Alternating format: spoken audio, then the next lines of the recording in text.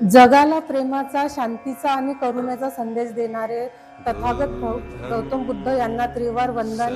भारतीय घटनेचे शिल्पकार परमपूज्य बोधिसत्व डॉक्टर बाबासाहेब आंबेडकर यांना त्रिवार वंदन. त्याचप्रमाणे माता रमाई आज त्यांची जयंती, त्या त्यागमूर्ती होत्या, त्यांना सुद्धा त्रिवार वंदन. आज कार्यक्रम आपण आयोजित केलेला आहे तो माता रमाई जयंती निमित्त, आणि तुम्ही सगळे इथे उपस्थित झालात त्याबद्दल खूप खूप तुमचे धन्यवाद आणि तुम्हा सगळ्यांना मैत्रीपूर्वक जय भीम. आज हा छोटेखानी का असेना कार्यक्रम आपण आयोजित केलेला आहे. तर आपल्या कार्यक्रमाचे अध्यक्ष भदंत धम्मसारथी, मुख्य प्रशिक्षक doctor Babasaheb Ambedkar Buddhist seminary यांनी आपले स्थान ग्रहण केलेले आहे. त्याचप्रमाणे प्रमुख अतिथी राहुलजी बोधी यांनी सुद्धा आपले स्थान ग्रहण केलेले आहेत. आणि आपले भंतेजी कौशिक भंतेजी यांनी सुद्धा आपले स्थान ग्रहण केलेले आहे. तर यानंतर आपण माता रमाईच्या पुतळ्याला माल्यार्पण करून अगरबत्ती मेणबत्ती लावून परत आपण आपल्या क्लासमध्ये येऊन आपल्या कार्यक्रमाची सुरुवात करूया. तरी सर्वांना उपस्थित मान्यवरांना मी विनंती करते की त्यांनी मूर्तीकडे पदार्पण करावं, त्यासोबतच या मंचावरील आणि सभागृहातील व्यक्तींनी सुद्धा सोबत चालावं. संघम शरणं गच्छामि. बाबासाहेब आंबेडकरांचा, डॉक्टर बाबासाहेब आंबेडकरांचा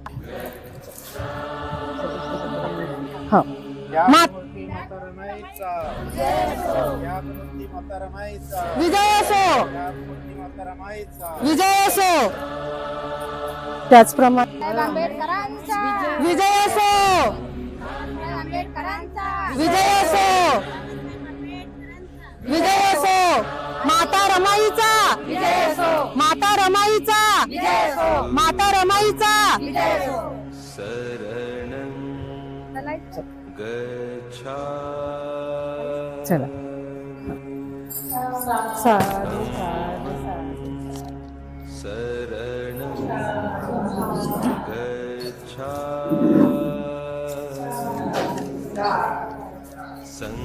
माहिती आहे आज काय आहे. मग माता रमाईचा विजय असू द्या, तीनदा जयघोष करूया. माता रमाईचा, माता रमाईचा, माता रमाईचा. तुम्हा सर्वांना माता रमाईच्या जयंतीच्या खूप मंगल कामना. आजचा दिवस माता रमाई नसता तर आपण इथे येऊन बसलो नसतो. मी सुद्धा इथे तुमच्या समोर येऊन आपलं मनोगत व्यक्त केलं नसतं. त्यांच्याच कर्तृत्वाने, त्यांच्या त्यागामुळे आपण स्त्रियांना समानतेचा, न्यायाचा आणि बंधुतेचा जो आपल्याला सन्मान मिळालेला आहे तो माता रमाईमुळे. जर माता रमाई बाबासाहेबांच्या खांद्याला खांदा लावून जर त्यांना साथ दिली नसती तर बाबासाहेबांनी आपल्यासाठी इथपर्यंत कार्य केलेच नसते. तर त्या धैर्यवान, त्यागशील, त्यागाची प्रतीक माता रमाई आंबेडकर, आज त्यांची जयंती. आज आपण खूप मोठ्या उत्साहाने मनवत आहोत आणि तुम्ही सगळ्यांनी इथे उपस्थिती दाखवली त्याबद्दल मी तुमचे आभार व्यक्त करते. आणि इथे असलेल्या व्यक्तींनी आपले मनोगत व्यक्त करावे. मी ज्यांची नावं घेते त्यांनी समोर येऊन आपले थोडक्यामध्ये मनोगत व्यक्त करून प्रत्येकाला संधी द्यावी असं मला वाटते.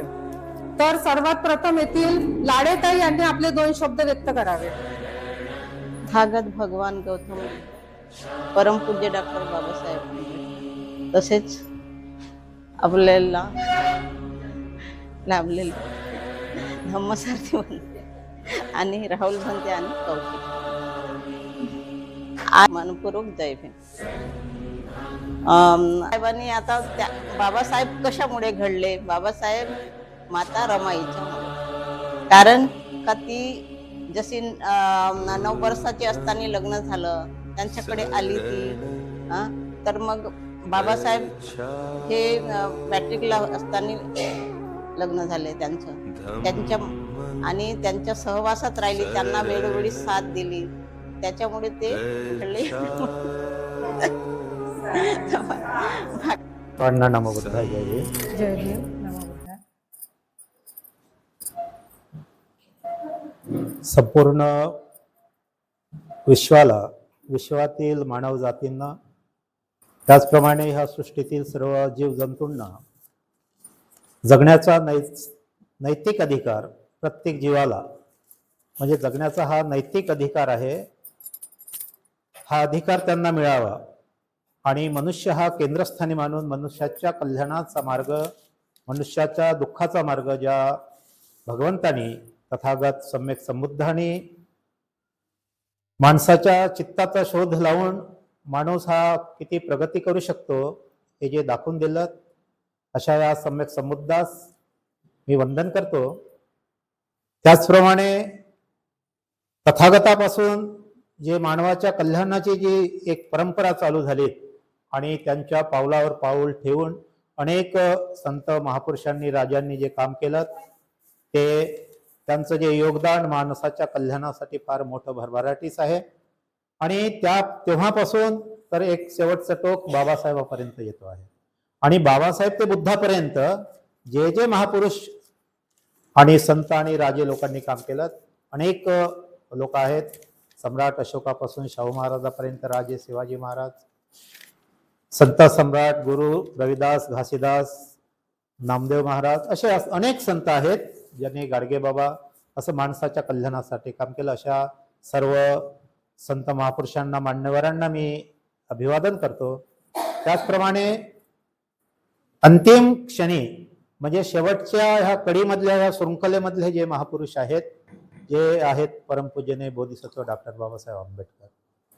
आणि बाबासाहेब आंबेडकरांनी हा सर्व जो संघर्ष जे पाहत आलेले आहेत आणि त्यांचं अध्ययन करून एक वेगळ्या रूपाने ह्या देशातील जनतेच्या समोर मांडलेला आहे. अशा बोधिसत्व, विश्ववंदनीय, सिम्बॉल ऑफ नॉलेज, तथागत आजच्या युगातले तथागत म्हणायला हरकत नाही की परमपूज्य बाबासाहेब यांना सुद्धा मी वंदन करतो. त्याचप्रमाणे ज्यांच्या जयंती निमित्ताने आपण इथे आलात, ज्यांच्या जयंती निमित्त आलात आणि ज्या आईने बाबासाहेबांच्या जीवनामध्ये आपण त्याच्यावर प्रकाश टाकणार आहोत, ज्यांच्या जयंती आज आपण साजरी करत आहोत सगळ्या महिला भगिनी. आणि ही जयंती साजरी करत असताना जयंती हा का साजरी करावी, सगळ्यांची, सर्व लोकांची, अनेक करोडो लोक या सृष्टीवर जन्माला येतात, परंतु एक आदराचं स्थान जे काही मान्यवरांना असते, त्यांचं योगदान समाजाच्या कल्याणासाठी फार मोठं असते. आणि म्हणून माता रमाईचं योगदान जे आहे ते फार मोठं योगदान आहे. त्यांच्या जीवनचरित्रावर जर आपण प्रकाश टाकलात, आपण पाहणार आहोत अनेक लोकांच्या मनोगतामधून, आणि मी पण त्याच्यावर काही बाबीचा उहापोह करणार आहे. तर ह्या दृष्टिकोनातून माता रमाईला सुद्धा आज वंदन करतोय आणि माझ्या प्रास्ताविक भाषणाला मी सुरुवात करतो आहे. प्रास्ताविक भाषण म्हणजे प्रमुख अतिथीचं भाषण नसते, जे ऑर्गनायझेशन असते, ज्या ऑर्गनायझेशननी एका समूहाने येऊन जे काम करायचं असते त्याची भूमिका स्पष्ट करायची असते. परंतु मी सुद्धा आपल्या संघामधला एक सदस्य आहे आणि ही जबाबदारी माझ्यावर आहे, म्हणून मी ते जबाबदारी सुद्धा पार पाडतो आहे. कारण आपण जवळपास 2 वर्षाचा कालावधी झाला मी या ठिकाणी आहोत आणि आपल्याला सुद्धा 4 वर्षाचा कालावधी ह्या सेमिनरीमध्ये येऊन झालेला आहे. आणि एक महिलांचा संघ, उपासकाचा संघ, भिक्खू संघासोबत आपण खांद्याला खांदा लावून काम करत आहोत.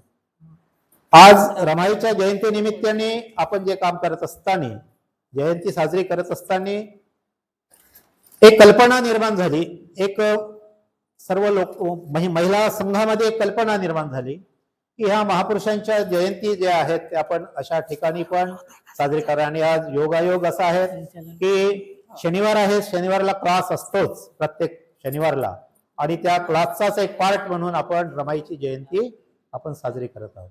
आता त्या सेमिनरीचं उद्दिष्ट काय? सेमिनरीचं उद्दिष्ट अनेक ठिकाणी आपण बोलून दाखवलेलं आहे किंवा सांगितलेलं आहे.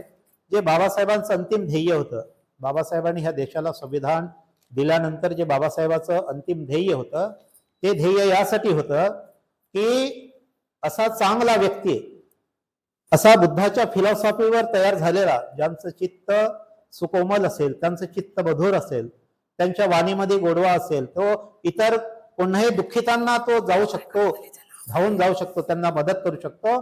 आणि असा व्यक्ती समूह तयार करणं हे बाबासाहेबांचं मेन ध्येय होतं. सेमिनरीची स्थापना बाबासाहेबांनी एक ध्येय ठेवलं होतं समोर. आणि जसं सम्राट अशोकाचं ध्येय होतं, सम्राट अशोकाने 23 युनिव्हर्सिटी, मोठमोठ्या जागतिक लेवलच्या युनिव्हर्सिटी बांधलेल्या, आणि तिथून धम्म शिकवून चांगलं मॅनपॉवर तयार करून जे घ्यायचं होतं तेच ध्येय बाबासाहेबांचं होतं. आणि बाबासाहेबांचं ध्येय आहेत, परंतु रमाईचा सहभाग काय? आपण रमाई जयंती आज साजरी करत आहोत, तर रमाईचा सहभाग काय? रमाईच्या तैलचित्राकडे किंवा त्यांच्या याच्याकडे पाहिल्यानंतर, त्यांच्या प्रतिमेकडे पाहिल्यानंतर आपल्याला असा भास होतो, किंवा ज्यांना ओळख नाही तर असे लोक कदाचित म्हणाल की बाबासाहेबाची फक्त ती एक सहचारिणी होती, बाबासाहेबाची पत्नी होती, परंतु तिच्यामध्ये असं काही म्हणजे असं दिसत नाही किंवा कुठे योगदान नाही. प्रत्येक सर्वश्रेष्ठ पुरुष असतो, त्या पुरुषाच्या पाठीमागे एक स्त्री ही महत्वाचा घटक असतो. आणि ज्या घरी कुटुंब एक मोठं झालेलं दिसते, मुलाबाळावर संस्कार जे दिसते ते स्त्री परत होत नाही, हे एवढं. आणि म्हणून हे स्त्रीची जी कल्पना, स्त्री जी आहेत बाबासाहेबाच्या पाठीमागं रमाई हे खंबीरपणे उभी होती. म्हणूनच भीमरावचे बाबासाहेबांनी सिम्बॉल ऑफ नॉलेज आणि संविधान घडू शकलं, आणि आपल्या सगळ्यांचे, या करोडो जनतेचे बाप नाही तर आईचा सुद्धा त्यांनी रोल निभावलेला आहे. कारण आईचा रोल कधी निभावला जाते? एखादी वडील मुलांवर रागावलेत किंवा मुलांवर काही संकट आलं तर आईकडे धावत जातो, आईकडे धावत जातो. तर अशासारखे करोडो जनता बाबासाहेबांकडे धावत गेली. म्हणून बाबासाहेबांनी एक पित्याचा रोल अदा केला, आणि त्याच ठिकाणी आपले, म्हणून आपण त्यांना बाबासाहेब म्हणतो, परंतु त्यांनी आईचा सुद्धा रोल अदा केलेला आहे. त्याचप्रमाणे रमाई जी आहेत, रमाईचा इतिहास आपण खूप आपल्या बोर्डवर पूर्ण हिस्ट्री लिहून आहे, पण आपण ही जी कौटुंबिक जबाबदारी जर आपण पाहिली, काय सिद्ध होते त्याच्यावरून? 9 वर्षाची पोरगी आपला संसार सांभाळासाठी आंबेडकरांच्या घराण्यात होते, रामजी मालोजी तिला पसंत करतात, आणि तिथून तिची सुरुवात होते. परंतु अवघ्या काही दिवसामध्येच एक मोठा त्यांना एक त्याग करावा लागला, की लहानपणीच त्यांचे आई वडील मरण पावले, आणि मामाच्या आणि काकाच्या सहाऱ्याने ते मुंबईला निघून आले. ते निघून आल्यानंतर, लग्न झाल्यानंतर पहिला झटका त्यांना 6 वर्षानंतर, लग्नाच्या 6 वर्षानंतर रामजी मालोजीचा मृत्यू झाला. आणि जे कौटुंबिक जबाबदारी चांगल्या प्रकारे सांभाळत होते, एक हिंमत होती रमाईला, ते एक हिमतीचा आसरा जो होता, ओलावा होता, मायेचा ओलावा जो होता, तो रमाईच्या जीवनातून निघून गेला. आणि तेव्हापासून रमाईवर पूर्णपणे एक जबाबदारी आली कुटुंबाची. आणि त्या कुटुंबाच्या जबाबदारीतून 8 ते 10 लोकांचं कुटुंब, आणि त्या कुटुंबामध्ये मार्गक्रमण करत असताना, एक दिवसामागून दिवस चालत असताना, इकडे बाबासाहेबांचं शिक्षण, बाबासाहेबाला घरी कुटुंबाकडे वेळ नाही त्यांच्याकडे. त्यांचं एक ध्येय होतं, त्यांनी संकल्पना घेतली होती की मी हा दीनदलितांच्या उत्थानासाठी मी माझं आयुष्य कुर्बान करणार, आणि त्यांनी ते करून दाखवलं. आणि हे करत असताना कुटुंबाकडे द्यायसाठी वेळ नव्हता, परंतु रमाईने ही जबाबदारी एक पुरुष म्हणून कुटुंबाची जबाबदारी पार पडलेली आपल्याला ते दिसते आहे. ही अबला नव्हती, ही माता अबला नव्हती, अनफड नव्हती, ही अनफड पण नव्हती. म्हणजे आपण शिक्षण कशाला म्हणतो? लिहिता वाचता येते आणि डिग्री असलं म्हणजे शिक्षण. त्या शिक्षणाला धम्मामध्ये स्थान नाही आहे. तुमची मनाची स्थिती कशी आहे, तुम्ही कोणाला कसे धावून जातात, तुमच्या चित्ताची म्हणजे करुणामय चित्त आहेत का, आणि तुमचे निर्णय जे आहेत, निर्णय क्षमता तुमच्या कल्याणासाठी, माणसाच्या कल्याणासाठी तुम्ही ती निर्णय क्षमता यूज करता का? रमाईचं ध्येय ते होतं. रमाईने म्हणजे रामजी मालोजीचा अंत झाल्यानंतर, मृत्यू झाल्यानंतर सर्व जबाबदारी त्यांच्याकडे आली, परंतु त्या जबाबदारीतून पार करत करत करत असताना एक एक माणूस त्यांच्यामधून निघून जात आहे. आनंदराव दीर होते, म्हणजे त्यांचे, त्याच्यानंतर जिजाबाई बाबासाहेबांची सावत्र आई होती. हे कुटुंब होतं त्यांचं, परंतु त्या कुटुंबाचा ते सांभाळ करत होते. आणि एकामागून एक व्यक्ती जात आहे. इकडे बाबासाहेबांचं शिक्षण आहे आणि दुसरीकडे कुटुंबाची जबाबदारी आहे. कुटुंबाची जबाबदारी आहे तर असा खूप बलदंड पैसा आहे आणि मग ते सांभाळत आहे बा नौकर चाकर अशातलाही भाग नाही. एक एक पैसा मोजावा लागत आहे. आज काय उद्या काय, म्हणजे उद्या काय करायचं, कशाचं काय जेवण करायचं याचा हा प्रश्न रमाईच्या समोर उभा होता. तरी पण न डबकता धैर्याने त्यांनी मार्गक्रमण करत कुटुंबाची जबाबदारी पार पडली. आणि एवढंच नाही तर जेव्हा त्यांना मुलंबाळ झालेत, आणि मुलंबाळा म्हणजे सगळ्यात एखादी माणूस, एखादी व्यक्ती जर पोटचे 2 वर्षाच्या आतमध्ये 4 मुलं म्हणजे मृत्युमुखी पडतात. बाबासाहेब लंडनला शिकायला, ती बाई एकटी, रमाई माता एकटी, आणि तरी पण बाबासाहेबाला म्हणतात तुम्ही शिक्षण घ्या, तुम्ही शिक्षण घ्या, आणि तुम्ही शिक्षण घेऊन ह्या दीनदलित लोकांचं कल्याण करणारे तुम्ही व्यक्ती आहात, ते तुम्हाला करायचं आहे. हे कुठून आलं? हे त्यांच्यामध्ये हे धैर्य कुठून आलं?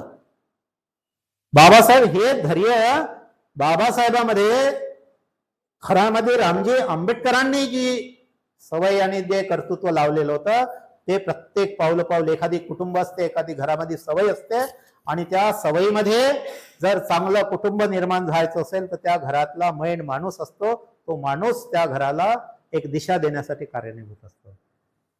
आणि म्हणून रामजी मालोजी हे दिशादर्शक होते त्या कुटुंबाचे. ते सहारा गेल्यानंतर त्यांच्यावर जे संस्कार झालेले होते ते संस्कार रमाईनं कधीच म्हणजे कमीपणा पडू दिला नाही, आणि त्या संस्कारामध्ये कमी पडलेला नाही. म्हणून रामजीच्या घरामध्ये बाबासाहेबाला म्हणायची मला लिहिता वाचता येत नाही, रमाई म्हणायची. जसं महात्मा ज्योतिबा फुलेंनी सावित्रीला शिकवलं तसं तुम्ही मला शिकवा. म्हणजे हे संस्कार कुठे आहे? कुठे दडलेले आहे संस्कार? बाह्य रूप रमाईचं दिसते आहे, पण इंटरनल रूप जे आहेत हे संस्कार, हे शब्द जेव्हा इतिहासामध्ये जेव्हा आपण पाहतो आहे तेव्हा लक्षात येते का याच्यावर संस्कार कसे झाले होते. आणि बाबा हसून म्हणायचे बाबासाहेब, रमाई मीच शिकवणार का? मी शिकवू का तुला? आणि रमाई म्हणायची हा मी शिकणार. आणि नुसतं तेवढंच नाही तर रमाई समोर पुन्हा बाबासाहेबाला म्हणतात, किंवा नंतर रमाईचं हे सेंटेन्स आहे, वाक्य आहेत की यशोधैर्याचा जो बाबासाहेबाला म्हणतात तुम्ही शिका, मी कुटुंबाचा सांभाळ करतो. जसे सिद्धार्थांनी यशोधरेला सोडलं आणि तुम्ही जा माणसाच्या कल्याणासाठी काहीतरी मार्ग शोधून आणणार, मला अशी अपेक्षा आहे, तुम्ही नक्की करणार. हे शब्द माता रमाई बाबासाहेबाला म्हणते. आणि हे जे धैर्य होतं हे धैर्य त्यांना शेवटपर्यंत डगमगू न देणारी स्त्री म्हणजे रमाई होती. मला म्हणजे खूप कधी कधी वाईट वाटतो का हे साहित्यिक मंडळी किंवा जे गाणे लिहिणारे आहेत हे रमाईला फक्त त्या शेण आणि गौऱ्यामध्येच गुंफवून ठेवतो आहेत. हा इतिहास समोर येत नाही. मी मागे एका चांगल्या वक्त्यामध्ये किंवा कवी करणाऱ्या लोकांना म्हटलं होतं तुम्ही रमाईचा आणि यशोधरेचा इतिहास हा दबून आहे, तो उजागर करा, कारण ते नेतृत्व समाजाला एक दिशादर्शक ठरणार आहे, महिलांना दिशादर्शक ठरणार आहे. तर हे नेतृत्व समोर आलं पाहिजे. आणि म्हणून त्याच्यावर फक्त एवढ्या पुरतं मर्यादा नका ठेवू. गाणे लिहिताना, कविता लिहिताना शेणगौऱ्याच हे करतात. अरे त्या शेणगौऱ्यापेक्षा तिची गरज होती. 4 पैसे मिळत असेल किंवा नसेलही मिळत पण घर संसार चालवण्यासाठी त्या इंधनाचा उपयोग लागत होता म्हणून ते करत होती. परंतु त्याच्या पाठीमागचे कारण बाबासाहेबाला कधीच त्यांनी कमी पडू दिलं नाही. म्हणून बाबासाहेब सुद्धा एकमेकावर खूप प्रेम करायचे. बाबासाहेब तेवढंच प्रेम बाबासाहेबांवर होतं. बाबासाहेब लंडन मध्ये शिकत असताना कितीतरी असे सुंदर सुंदर स्त्रिया बाबासाहेबांकडे म्हणजे पाहत होत्या किंवा त्यांच्यावर प्रेम करण्याची तयारी दाखवत होते. पण बाबासाहेबांनी म्हणजे जोडी असावी ही अशी असावी, एकमेकाचा विश्वास निर्माण करणारी असावी. आणि हे एकमेकाचा विश्वास निर्माण करणारी जर एक कपल जर असेल ते कपल नक्कीच कुटुंबाचा तर उद्धार करतेच, परंतु आजूबाजूच्या आणि कुटुंबातल्या इतर सदस्याचा सुद्धा मोठ्या परिणाम होतात. एक आदर्श तर बनलं पाहिजे आपण, एक समाजामध्ये आदर्श बनलं पाहिजे, कुटुंबामध्ये आदर्श बनलं पाहिजे. 10 कुटुंबाचे अनेक सभासद असेल, त्या सभासदांनी म्हटलं पाहिजे की अमकी महिला कशी आहे, अमकं कुटुंब कसं आहे, अमका व्यक्ती कसा आहे. तर हे कुठून येते? हे स्वयंचित्तातून उत्पन्न होते, हे बुद्धाच्या तत्वज्ञानातून निर्माण होते. आणि म्हणून बुद्धाचं तत्वज्ञानाचा त्या घराण्यावर पगडा होता. जेव्हा बाबासाहेबाला एक पुस्तक भेट दिलं होतं केळुसकरराव गुरुजींनी, ते पुस्तक सुद्धा रमाईनं वाचून घेतलेलं होतं, वाचलं होतं किंवा वाचून घेतलेलं होतं. ते समजावून त्याच्यातले एक एक किस्सा जो आहे, एक एक अध्याय समजून घेतला होता. आणि तो पगडा त्या रमाईच्या मनावर पडलेला होता. आणि म्हणून रमाईचं जे एक कलेजा आहेत, जे प्रेम आहेत, आणि म्हणून रमाईला नेहमी वाटायचं का माझे पती भीमराव हे सुद्धा ज्योतिबा फुले सारखेच, तथागत बुद्धासारखेच काहीतरी करून जाईल. आणि त्या एक जिद्दीने एवढा संकटाचा सामना करत रमाई उभी होती. धैर्यवान स्त्री होती, निडर स्त्री होती, घाबरणारी स्त्री नव्हती. घाबरणारी असते तर सगळं म्हणलं मी काय सांभाळू. आपण आता समाजामध्ये पाहतोय, दोन कुटुंब जरी असेल तरी अनेक महिला नाही सेपरेट पाहिजे आहे, परंतु त्यांना ते कळत नाही. त्यांना तेव्हा करते कठीण परिस्थितीमध्ये समाजातला घटक तर मित्रमंडळी राहतोच, पण सगळ्यात पहिले धावून येणारा जो असतो तो कुटुंबातला व्यक्ती असतो. म्हणून कुटुंबाचं प्रेम ह्या माता रमाई सारखं आपल्या याच्यात असेल कोणी, कमी जास्त प्रमाणात राहते, सगळे सारखे लोक नाही, परंतु सगळे सारखे लोक नसताना मनाची इच्छा किंवा त्यांची त्यावेळेची परिस्थिती वेगवेगळी असू शकते. पण ज्यांना हे कळते आहे त्यांना स्थैर्याने घ्यायचं आहे, कुटुंबाला हातभार लावायचा आहे आणि त्यांना मोठं करायचं आहे. अशा ह्या रमाई होत्या. आणि खूप मोठं काम, मोठं ध्येय रमाईचं आहे. रमाई ह्या अबला नव्हत्या, अनफड नव्हत्या. त्यांच्या तैलचित्राकडे पाहिल्यानंतर ज्या दिसत्या त्या बिलकुल नव्हत्या, तर एक धैर्यवान स्त्री होती.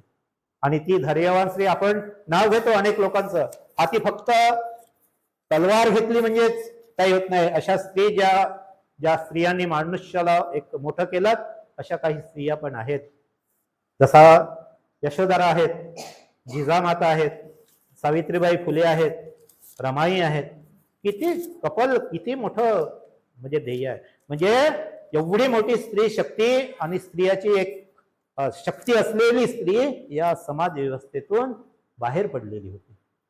आणि त्यांना खरी संधी जर मिळाली असेल तर तथागताच्या बुद्धाच्या विचारापासून आणि त्या विचारापासून ह्या सगळ्या स्त्रिया आहेत घडल्या. अनेक स्त्रियांचं नाव घेता येईल. आणि जे स्त्री घडते कुटुंबाचा, मी पुन्हा तुम्हाला सांगतोय, कुटुंबाचा सांभाळ करत असताना ज्या घरची जबाबदारी स्त्रीवर आहे, ज्या कुटुंबातील जबाबदारी स्त्रीवर आहे, ते घर एक 4 कदम समोर आहेत. आणि दुसरी पण बाब आहे त्याच्यातली की घर जर रसातळास येत असेल तर त्याच्यात वाटा सुद्धा स्त्रीचा आहे. म्हणजे 70% स्त्री हे घराला घर पण बनवते, परंतु ते घर खाली जर येत असेल तर त्याच्यामध्ये सुद्धा जे अधोरेखित न केलेल्या ज्या काही बाबी असतात त्या स्त्रीमुळेच असतात. आणि म्हणून स्त्रीमध्ये हे जे शक्ती आहेत, हे जे ताकद आहे, निसर्गाने जी ताकद दिलेली आहे, खूप मोठी ताकद आहे. आणि म्हणून भविष्यामध्ये सुद्धा समाज व्यवस्थेचं निरीक्षण करत असताना आज आपल्याला खूप चांगला वाटतो आहे. आपण जयंती साजरी करतो आहेत, आपण एकत्र येतो आहेत, शहराचं वातावरण आहे. कधी कधी आपल्याला प्रश्न पडायला पाहिजेत की एवढे मोठे शहर आहेत, मोठे शहर आहेत, त्या शहराला अनाज कुठून येतो? माणसामध्ये प्रश्न पडायला पाहिजे. तेव्हा माणसाचा जो कलेजे आहे, चित्त जे आहे, गैवरून येते. मी नेहमी म्हणतो की इतके मोठे शहर आहेत, त्या शहरामध्ये तर धान्य पिकत नाही. जे आपण अनाज खातो ते अनाज तर शहरात पिकत नाही. ते कष्ट करणाऱ्या आणि शेतामध्ये राबणाऱ्या माझ्या मायमाऊल्या असतात. त्याच्यासोबत शेतकरी असतात, परंतु शेतामध्ये राबणाऱ्या कष्ट करणाऱ्या ज्या स्त्रिया असतात आणि शेतीची सुद्धा जबाबदारी स्त्रीवर आहे. आणि म्हणून या एवढ्या मोठ्या शहराला पोचणारा जो शेतकरी आहे, त्या शेतातल्या 50% पेक्षा जास्त काम करणाऱ्या, मेहनत करणाऱ्या ह्या स्त्रिया आहेत. म्हणजे ह्या स्त्रियाचं योगदान समाजामध्ये, समाजाला, देशाला मोठं करण्यासाठी खूप मोठं योगदान आहे.